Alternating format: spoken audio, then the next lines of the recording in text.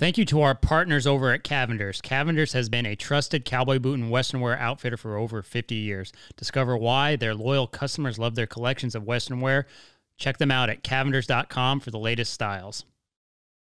Bill Fick Ford is the #1 Super Duty dealer in the entire country, guys. #1. I can't think of any truck dealer who does more for the rodeo community than Bill Fick Ford. Guys, they're a family-owned and operated dealership. No bull discounts. No bull interest rates when the financing comes in. These are some of the best rates you can get. Yo, you're not in Texas? You're not in Huntsville? Well, guess what? Bill Fick Ford offers nationwide shipping for all their new Super Duties. I can tell you myself, getting a new Super Duty from them, I'm pretty excited when it comes in. Talk to Bill Fick Ford. Go to BillFickFordHuntsville.com. That's BillFickFordHuntsville.com for the best deal on a new Ford Super Duty pickup. Check them out. This is The Gauge with host Chance Conradu. Are you freaking serious? It's Conrado. This is The Gauge, and I am Chance Conrado. On this episode of the podcast, we have got the son of the founder of Cavenders, Clay Cavender. He is one of the people who operates Cavenders right now. He stops by real quick. Cavenders is one of our sponsors. We wanted to talk to them a little bit about the history of the store, as it is probably the largest Western store in our entire industry. So, yeah, he stopped by our mock studio we had at Globe Life. He was the first man to step foot in there, rightfully so. Check it out. All right, Clay, well, thanks for joining us. What's fun is you're the first person to step inside of our little NFR studio here at Globe Life. So it looks great. I was kind of looking forward to having you guys at the actual studio, but we had a change of plans where we had to set up. And so I text you guys like, by the way, come to Globe Life instead of Fort Worth. Oh, that's fine. I think in COVID era, you got to go with the flow. Yeah, anyway. you kind of just go with the flow, do what you want to, or what you can do, I should say. But when we were out there, they were doing team roping practice. Had you got to see the setup here at Globe Life until this morning? You know, really, I had plans to go to some of the baseball games, and I live in Tyler, Texas, so I've driven by it, and I haven't been up to the facility, but it's pretty impressive. It's pretty unique, and kind of knowing what we went through in this COVID year, the thought, and for somebody like you guys do huge things with the NFR every year, exactly, and have forever. So, I mean, I would kind of want to hear. And lucky for me, I don't know a lot about Cavender's history and all that. I'm really glad you're one of our sponsors, but it's been a trying year for pretty much every business. And we've been wanting to get into some of these episodes where we do more discussions with entrepreneurs and businesses, especially in the Western world. Right. Especially because starting Thursday, it's going to be 10 nights of like 50 cowboys and cowgirls for a long time. So it'll be nice to talk about something other than rodeo for a minute. Right. But if you could kind of, what has it been like for you guys operating with this COVID thing? I know it's like beating a dead horse talking about it, but it's really interesting to find out. It is interesting. And you know what I think we learned, or probably everybody learned, is, it's not one set rule or law or regulation or, for all of our stores. So we had to really react, on a city by city basis. Some cities, were, had limited capacity. Some we had to shut stores down completely. In some stores we did, curbside pickup type situation. But it was very trying and alarming. Yeah, how you had to run your business. What, 87 stores? Is that well, we right? have we had 87 probably when you looked at our last, but we actually bought out 3 stores in the Atlanta area. So we have 89 if you want to count our website. Sure. And internally we count our website as a store, so we technically have 90 stores if you count the web. So it's just we had to react on a store by store, city by city basis. Texas was probably the easiest to operate in. Some of the other states were a little bit more difficult, but we got through it and managed our labor as good as we could, and tried to maintain all of the employees we could. Everybody had to sacrifice some, but we came through it pretty good. And our business actually, after the first COVID scare, I guess you could call it, it actually picked up, and we were running along really good. And Black Friday, it was decent. It was not as good as years past, but we were pleasantly surprised that it was good. Yeah. So Yeah. Well, I mean, I think anything positive is probably like a win for any business. Right. If you're not in the red this year, I think you're pretty happy. Exactly. And I mean, there's probably a lot of other businesses, not necessarily in the Western world, but in the same marketplace as you guys, who lost stores. And absolutely. I think one of your people was telling me that you guys are opening 2 new ones. So, Right. I mean, that doesn't trend with everybody else. We opened, I guess technically we opened 5 new stores during this year. We got one new one in Dallas, and the acquisition we did in Atlanta, Georgia, the Horstown company, a great family-owned business. We bought them out a few months back, and then opened one in Spring, Texas, kind of a Houston suburb. So Sure.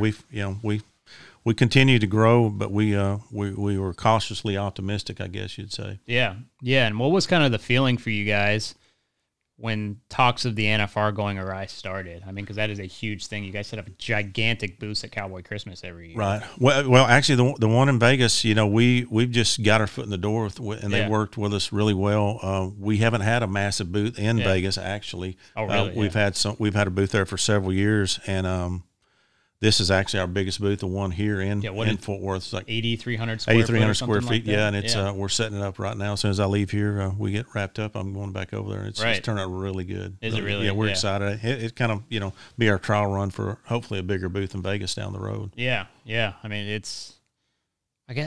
what is the size difference between that and where they do it in Vegas, I wonder? I mean, the Coliseum's got to be a little smaller. Yeah, they cut it back quite a bit. Yeah. A lot of people bailed out, but we actually thought it'd be a good opportunity since this is our home turf, and we thought it'd be good to take advantage and do a bigger booth and kind of show Las Vegas conventions kind of what we're about, what we can do. Yeah.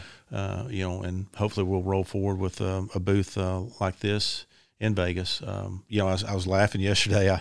We had some old school managers there. We've had people with us for 20, 25, 30, 40 years. They're still managers or district managers. And some of our, a lot of our sales reps, like, Ricky Boland's company, Resistol, their sales reps were there. And I saw them in the parking lot, and they were leaving, and I came in and saw some of the Justin guys and some other boot reps. They're like, "Oh, how big is this thing?" I said, "Have you been to our Palestine store or our East Freeway store in Houston?" I said, "It's pretty much the same size." So it's 8,300 square foot. Right. Our typical footprint, we like to get anywhere from 14 to 20,000 feet, for our brick and mortar stores, but 8,200s. That's a good size store. You can do a lot with it. That's to gather that inventory. I mean, what kind of an undertaking is that? How many hands do you need to kind of do all that? It's not that difficult. We're used to it. We've got a pretty large, buying staff that, they kind of specialize in that kind of thing. And so we're used to it. We do Fort Worth Rodeo, Houston, San Antonio, and Vegas. So, we've kind of got a routine of how we do it, but, it worked out pretty well. Yeah, we're excited. I'm really excited about it. I hope the attendance, through the COVID thing is good attendance, because I think it'll be a good learning experience for us to kind of move forward for our Vegas, our Vegas strategy next year. No, absolutely. I mean, it kind of seems like this whole deal is going to go on into next year.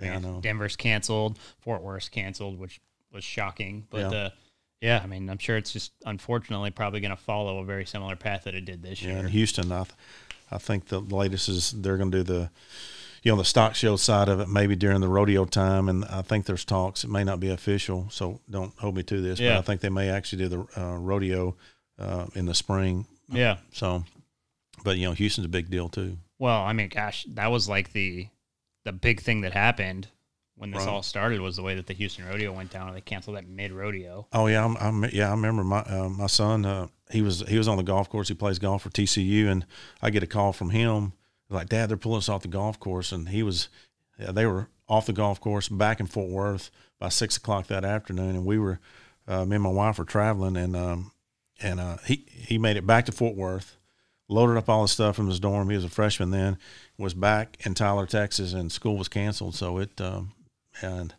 was, and then I got the call about the Houston rodeo canceling. So it was a alarming day. It's kind of, I kind of think back when 9/11 happened. It was just the day that stood still. It felt like, and that was kind of a very surreal experience. I mean, it really was for the rodeo industry. It was like Right. very similar to that. I mean, it wrecked a lot of people's whole year. A lot of contestants just pulled out. I mean, rightfully so. But yeah, it was pretty alarming. Yeah, and you got to give the PRCA credit for being able to pull this whole deal off that they've done here. I mean, I agree. We were just walking around, and it's amazing how good it looks out there. Did you get a chance to go walk to the arena? I walked around. I was waiting on you to come to the elevator. I walked around. I'm like, man, what a great facility. I mean, it's roomy. I mean, I think there's going to be tons of suites and.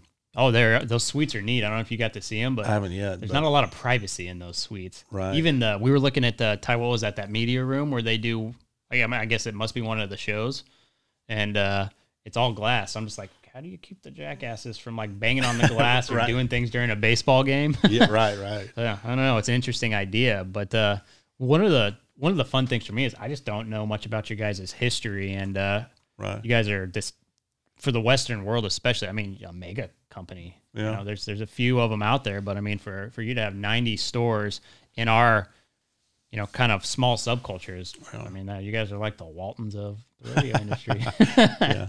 Well, I guess the quick history is, my father, he grew up in Oklahoma, and he moved to, Pittsburgh, Texas, which is, where we're from, which is super small town, East Texas. And he moved there, I believe, in 1957. And he was walking around the town and saw all the people, down on Main Street, I guess you would call it. It's kind of a Norman Rockwell type city. It's a neat little quaint town in East Texas, and he saw all the people walking around the streets, and decided he wanted to settle down there. And little did he know, or he probably knew, but the reason why there were so many people there on the streets is Long Star Steel, which is just up the road about 10-15 miles. They were all the employees were on strike. So that's back in the big union strike days. Exactly, and they were wandering around. So he kind of, I guess, interpreted there's a lot of shoppers, everything, but they were actually on strike. And so him and my mom moved there, and they started started in the restaurant industry, and it was a kind of funny story. It was he bought it from a guy, and it was called the Dairy Mart with an M. Well, my dad was so darn frugal that all he did was change the logo, change the M to an H, and open it as a Dairy Heart. So anyway, if you ever meet anybody who knows my dad, he could get blood out of a turnip. So he was very frugal, very smart businessman, and it reinvested in his business all the years. And anyway, so he did that to about 1964, 65. In 1965, he had a clothing store, Cavenders, in Pittsburgh, which, again, super small town, and really didn't carry any Western wear. It started out kind of as a men's store and carried like Johnny Carson suits back in the day, which, a lot of people don't remember that era. But he added 4 styles of Tone Lama boots from a salesman, David Baker, and just, that was kind of his cup of tea anyway. Yeah. He's not a city boy with suits and everything, but he's a businessman, so he would sell anything. But just the boots is really, they started selling really well, and so he just started adding more. And then as time went on, just we kind of went to Texarkana, Texas, Longview, Tyler, Paris, Texas, and a lot of East Texas towns, and just kind of grew from there.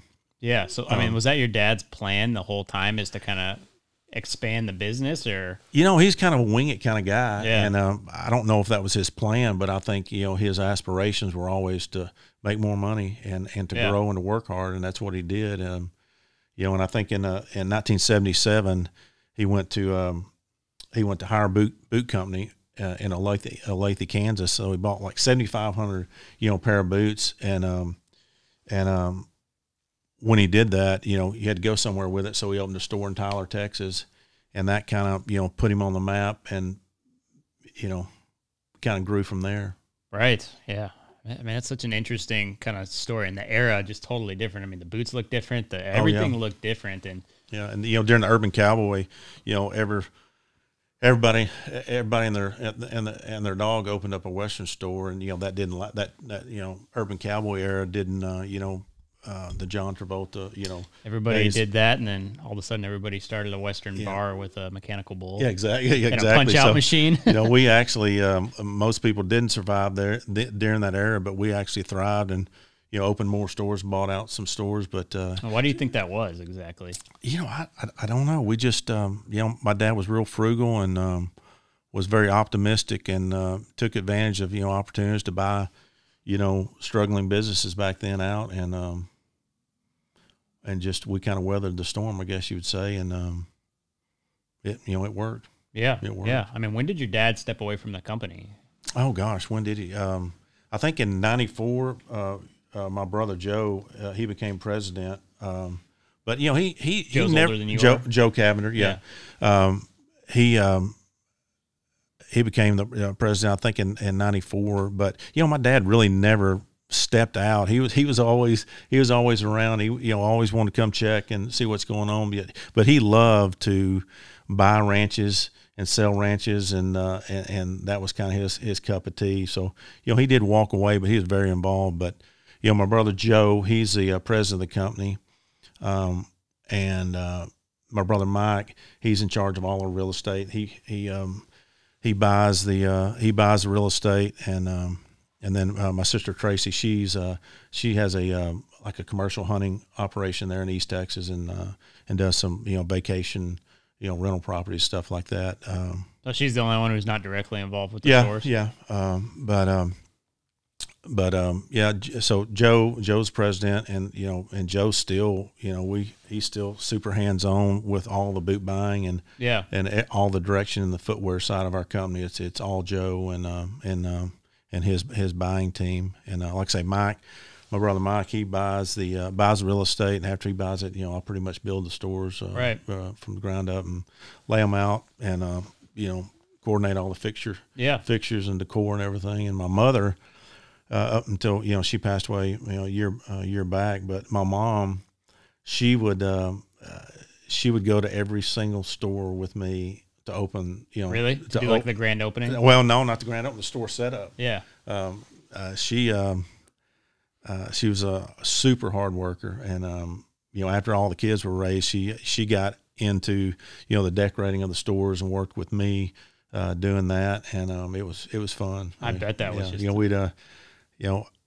we'd go to the stores and spend 2 or 3 days, 4 days, get them decorated and everything. So we had a ball doing that. It was fun. I bet. I gave her a hard time. She'd always ask me if I liked how it looked. I'm like, well, Mom, you can't complain about free labor. So she was always free labor. So that was always Mom. It looks just like our living room, but I guess that works. Yeah. That was our ongoing joke is you can't complain about free labor. So she was a blast to work with. Yeah, I bet. I mean, that's something special about having a family business like that your parents start, and not a lot of people have that opportunity to do that. And then, was it kind of you and your brother's idea to take it from maybe what it was when you guys took over to really blow it up large, or was there a pretty good base? Like I said, I don't know a lot about that early history.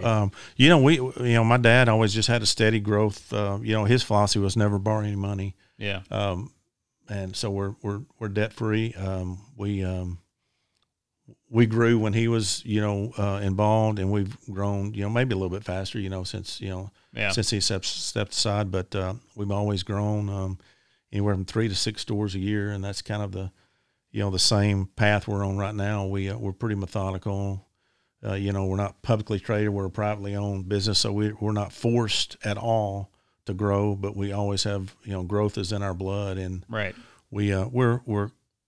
we're pretty methodical on locations and cities we pick. But since we have gotten 89 stores, now we've had to add a lot of people to kind of specialize. Me, Joe, and Mike, we have our limitations on skill sets, and we've had to bring on a lot of people that have skill sets with our internet and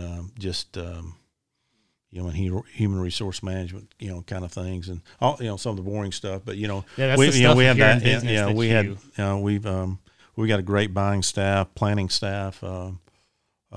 So we got a lot of good people that make us look good. You got to surround yourself with good people. Well, I think that's business 101 is get people smarter than you to do the job you don't know how to do. That is business 101. But we're still, we have these wonderful people sitting behind us. Yeah, exactly. Joe is super hands-on in his boots, and I'm super hands-on in what I do. And so is Mike. So right. No, it's a pretty unique thing when your dad starts something, and then, obviously, there's just 4 of you? You 3 boys and your sister? Yeah, 3 boys and sister. Yeah, it's a pretty large and then family.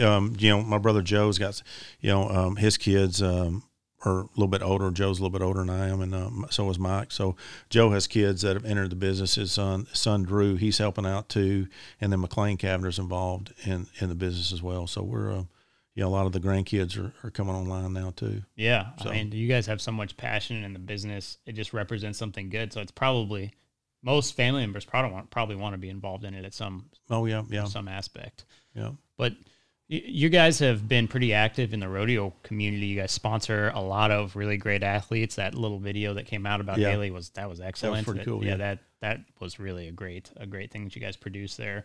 When did that start? Like, when did Cavenders really start kind of pumping money into rodeo specifically? Well, sponsorships and things like that. Just due to the all the stores that we have in all the different cities, we're always asked to sponsor different events. So we've always been involved. We've, like I say, we've added people in our marketing, advertising, and we have a girl named Jenna that is kind of does all of our rodeo type stuff. And she's done an outstanding job. She's brought in, now we have the Cavender rodeo team. So we had all these, all the kids in, we had one little boy that's, he's a trip. And, you've got young kids all the way to, college kids. So we had them all, all into Tyler. A couple months back, we actually just built a new home office, and we had them all in for 2 or 3 days, kind of teach them a little bit about our company and entertain them a little bit. We had a great time. Yeah, no, it's excellent. You guys really put a lot into the industry, which is what it needs to grow. It takes forward-thinking companies like you guys and a lot of other companies that. Actually, your partnering companies, Resist All comes to mind, right? Who do it? Without you guys, the sport doesn't really move forward, which is something that was missing in the early days of rodeo. Is the companies just weren't prepared to invest into something like rodeo. Yeah, and you've got Wrangler that of course sponsors the NFR, and we got just so many companies now, and there's more competition in our industry amongst the vendors, and I think it's just motivated everybody to, produce better products, more, fashion forward products for the ladies, and just better product that, I remember, Wrangler back in the day, we had 936 and 13WZ, jeans, and that was a standard, Right. Now Wrangler's expanded into so many different really cool product categories that, that address, different fits, different body types, different styles, and just everybody in our industry, Resist All and all the other vendors, everybody's just doing a really good job, and new innovative products, and it's just there's so much more to offer our customers that might not be the diehard rodeo guy. That our ladies' business is good, and it's just all of our vendors are doing a fantastic job. So. Yeah, it's really easy to make clothes for a rodeo cowboy because they haven't really changed much. Right, exactly. Yeah, an Oxford type shirt and the most boot cut pants you can possibly get. Exactly right. You don't really have to change it. Yeah, exactly. But yeah, Wrangler, actually, if you go to their website, they are like trying to touch into even like high end jeans. Like, exactly. Like they want to compete with Diesel or something like that. It seems like some of the price points on those jeans, which is really interesting. And for the men's side of the business, you've always had a little bit of stretch product and ladies jeans, but that's kind of probably 80% of our men's inventory now. Has some type of stretch performance type deal for rodeo people, and your beer drinking guy that goes out on Saturday night that likes a little stretch in his jeans. What are you saying about that guy? Well, that might need a little stretch. He might, as he goes to the bar, he might need a little more room in there after he leaves. Yeah, or the barbecue such a joint. thing as beer bloating. I suppose, exactly. Especially when the beers are $12 a pop. Yeah, exactly. I wonder what they're going to be here. Probably close to that. Ty, what are they at the baseball games? Like the cost of a single beer? Too much. Okay, you're supposed to have the data ready to go to the dollar. Somewhere between 12 and 14. He's tired. I'm very limited right now. I have this single laptop. I can't really do much on it without breaking it. Yeah, I guess Macintosh is not as great as they say. I just don't want to try to run Chrome. You heard how the fan was of this computer running yesterday. Yeah. But anyway, okay, away from that. Are you going to come watch the NFR? Are you going to be here all 10 days? I'll be here a lot of, my hometown's only, Tyler's only 2 hours away, but we're coming up probably the 8th through the, through the end of it. Yeah. Yeah. Yeah. I'm looking forward to it. It's going to be interesting to see. I mean, they did tie down practice last night, and then they're doing the team roping practice, and it's really interesting to watch the cattle and how they're using this space. I mean, that was one of the things we were talking about is what's going to happen with the stock. Right. So it's interesting. I don't think I've ever seen an arena so big where you see it's like the bucking chutes are usually this place you can kind of creep up into. Yeah, and now they're in the middle of the field. Right. It's like I don't know where they're going to put the rough stock guys as far as a locker room or whatever, but they're going to have to walk like 200 yards to get to the chutes. Yeah, that makes sense. It's pretty funny, but it'll be fun to see how it goes. And you were telling me this story, and it just came back to me. Something about you were doing a fashion show. You were telling Riley and I when we were walking. That was a funny story. I thought it'd be kind of fun for people to hear. That actually was my first rodeo, I guess, if you want to say that. But I was asked years ago, golly, I was probably in my 20s, and I was asked to do a fashion show for Good Morning Texas. I'm like, sure, I'll do it. And of course, you got to get up there at 5:30 in the morning, and so we get up there, and they've got all these models, and the lady doing the show, I think it's Deborah Dungan, I think that was her name, and so I'm sitting, right, side by side with her, and she's wanting me to commentate, and I'm not the greatest in front of the camera anyway, so I had to commentate, all the outfits. So, and not to date myself, but it was kind of right when people really were getting cell phones, and so anyway, Which kind of cell phones? Because you could be talking about those ones that come with the giant satchel. Well, I think it was right after the bag phone, whenever maybe it was a Razor, but people had them then, and I was just trying to do my best, and I wasn't extremely comfortable doing that in the first place, and so she asked me about this. It was a leather vest that came out, and it was on a lady, and I don't know if you ever seen the old Indian buffalo nickels. Yeah. So anyway, that's what the actual buttons on the garment were on the vest, and so she stopped the show and just asked. She's like, she was just raving about them, and she said, "Well, Clay, what are those?" And I said, "Well, those are antique nipple buttons." And of course, I just kept rolling, and she didn't even pick up on it. How old was this lady? Oh, she was probably 35, 40. Okay, so the antique nipple thing wouldn't directly No. Oh, the model that had it. The model was she was she was like in her 60s, and you said antique nipples. You might have got slapped. No, she was a young girl. So anyway, I knew what I said, but the host Deborah, she didn't even pick up on it. So man, as soon as I got done, my phone just lit up. I got all these voicemails asking, Clay, what is an antique nipple? I'm like, oh my God. So anyway, that's a good thing. Was my How many people came up after you? Was like, hey, where can I get those antique nipples? All my buddies, of course, my grandmother's in need. It was funny because it was during the footwear stock show, which coincided back then with the Dallas Apparel Mart, the big, gift show you go buy, buy stuff for the store. So, I was walking around the hallways and, just people were just kind of giving me hell. It's pretty funny. That is pretty funny. Yeah, pretty good one. You probably just barely started living that one. Yeah, exactly.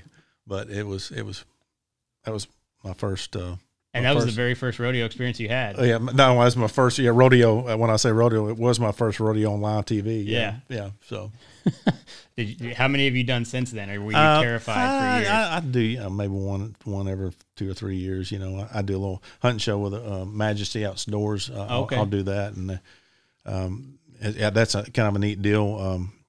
I actually take under privileged, kids that have lost their, either one or both parents, to anything from drug addiction to prison to death in the military, and I'll do that, and you just localize that in Texas, or do you kind of grab? No, Bill Belagic, he does it. They kind of go everywhere, and the kind of the theme of the show, and he might be good to do one of these too. But what he does is, he takes these kids that have lost one or both of their parents and kind of gives them their first outdoor, hunting experience or fishing. And I always kind of, every year or so I'll go and do the, the hunting part of it, and but the cool part about it, at the end of the show, they give them a free college education. So really, it's super neat. So what age of kids, or is it just vary? I think they're probably from 16 to 8. They're usually probably junior high school. Yeah, so you pick kids who are kind of on their way to college. On the way to college, yeah. They that's couldn't pretty afford it, amazing, or you probably couldn't afford college education. He's a great guy. Yeah, I mean, that sounds awesome. So that's about all my TV TV experience. Yeah, I kind of fly under the radar a little bit. So it's probably better, especially if you confuse things with nipples too much. Yeah, exactly. That's true. That would be troubling if you did that. Yeah, exactly. Well, I mean, I get it. The size, the color, I don't know. So yeah. Well, I mean, we're pretty excited to have you in here. I know it's a little shabby, and I was really hoping you got to see our actual studio. I'll come by there one day. Yeah, no, you absolutely should. It's right there in downtown Fort Worth. But I appreciate you taking kind of the time to come on with us, and we're super happy to have Cavender's support and the rodeo, and it's gonna be an exciting time, and we'll swing by the booth. Are you gonna be working the booth at all over there? I'll be in and out. Yeah, I'll go by probably over there. The 8th night. That's exciting. Like that. I don't think we're gonna have an issue with people not wanting to partake in that. I mean, I just think our kind of crowd, if you will, of people is going to probably flock to that. I mean, people have been waiting for something. I agree. I agree. If you look at like the demographics who go to Vegas, it's like 50% Texans anyway. Yeah. So you'll probably get this entire crowd of just people who are like, I got nothing to do. Let's go check this out. I've had, of course, all your buddies. When when you're close to your hometown or whatever in Texas, hey, you got any tickets? So I think. That's when you have people that aren't your typical rodeo crowd asking for tickets, it kind of is an indicator that should be a good attendance. So. I think so. Yeah, it's too bad that this is going on with such restrictions, because I bet they could have filled this place absolutely pretty close. I mean, I agree. With the amount of coverage that it's getting, some of it bad from like the Star Telegram and things like that. I heard that. Yeah. Yeah. I mean, of course you're going to get that if you do anything, but I don't know. It's exciting. Happy to have you on the show, and this will air after the NFR. Oh, okay. Cool. Yeah, there's no times to do that, but thanks for coming, and I really look forward to telling everybody, hey, just so you know, don't talk about nipples in front of Clay Cavender, because he's going to get confused. That's funny. Yeah, enjoyed it. Thanks for having me. Oh, yeah, absolutely. All right. This has been The Gauge, hosted by me, Chance Conrado, produced and edited by our guy, Ty Yeager. Shout out to the executive producers, Dustin Pointer and Cody Denton. Marketing and content produced by Riley Chone. Our theme song is by Shay Ashshire and the Night Howlers. Make sure to rate and review this podcast, as well as follow The Gauge on Twitter, Instagram, and Facebook. And make sure to subscribe to The Gauge wherever you get your podcasts. We'll see you guys next time.